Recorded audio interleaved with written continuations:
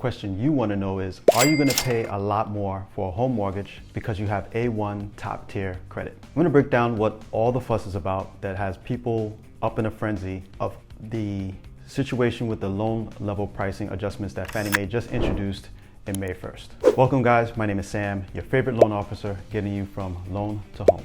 Now, if you're in the market for a mortgage, then you may have heard about Fannie Mae's new loan level pricing adjustments, and let's be honest, it sounds exciting as watching TikToks of people organizing their closets and their kitchen cupboards with a whole bunch of crap.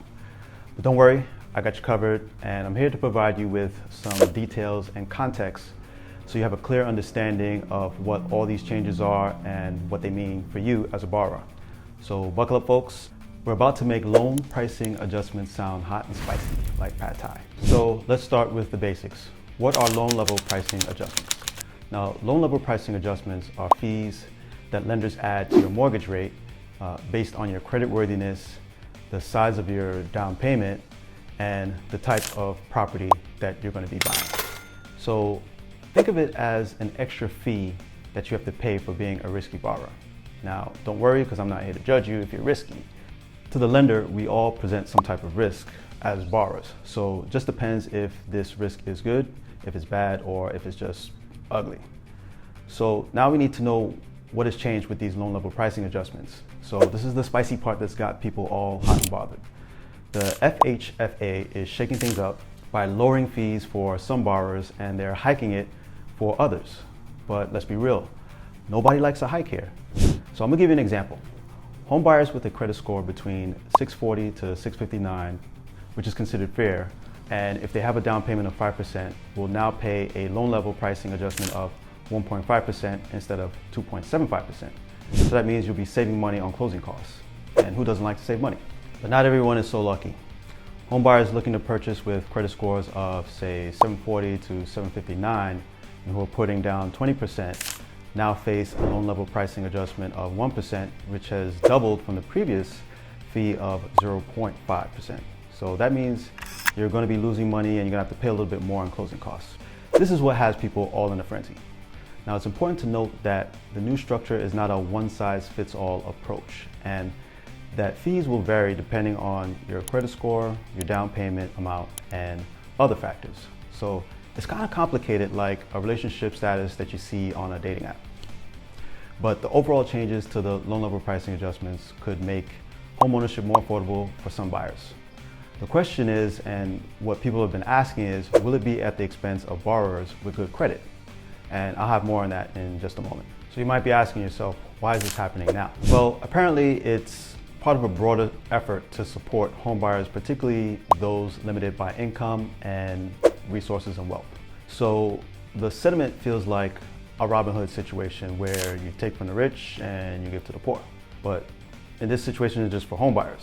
However, after reading through a few articles and listening to what some of the experts have to say, they believe that the new rules are unfair because they effectively penalize buyers with higher credit scores.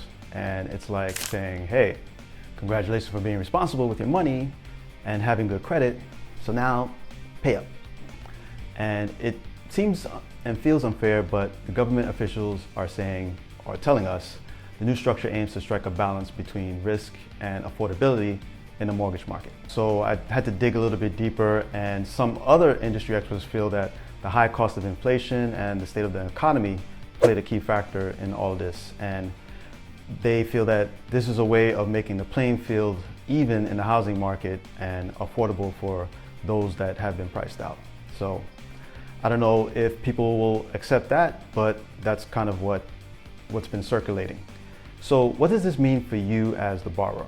Well, if you have a lower credit score and are struggling to buy your first home, then this change could be a blessing in disguise. And it could lower your closing costs and make homeownership more accessible to you. But if you have a higher credit score, then you might end up paying a little bit more in closing costs, and it's gonna suck. So you know what they say, more credit, more problems. But seriously though, speaking to people in the industry that know a lot more than I do and have been around this industry for a long time, have said these changes are complex and do not uniformly increase fees for people with high credit scores all across the board, which is what is being peddled around social media and the news. So they're saying that it's not true. Because you have high credit scores, you're not subsidizing low credit borrowers. So some people with good credit scores will see no change, while a few types of borrowers with high credit scores could see a slight increase. So it's essential to remember that those with higher credit scores are still paying less than those without strong scores.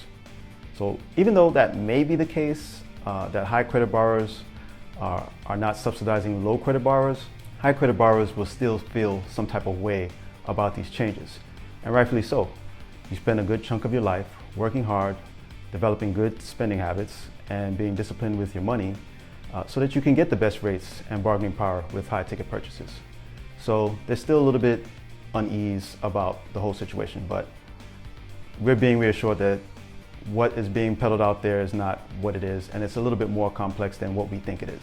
So understand the new loan level pricing introduced by Fannie Mae could impact home buyers in different ways, and depending on their credit score, the down payment amount, this will determine what those fees they would have to pay. So while some borrowers may end up paying more, others may benefit from lower fees, and overall it's just to make homeownership more accessible. And as always, it's just important for home buyers to understand all the costs associated with purchasing a home. And this includes knowing what you're paying, what your fees are, in addition to the new loan level pricing adjustments. So these new loan level pricing adjustments may sound boring, but they could impact or have a big impact on your wallet. So whether you're saving money or paying a little bit more in closing costs, it's important to understand all the costs associated with your mortgage. So take the time to do your research, read through the fine print, and don't be afraid to ask questions. You can even leave some of your questions down in the comments below, and I'll be sure to help you guys out. But if you're still feeling overwhelmed, just remember you can always speak to your loan officer that you're working with, and they should be able to help you navigate the complex landscape of mortgage lending. So there you have it, guys. I want to thank you guys for watching, and I'll see you guys on the next one.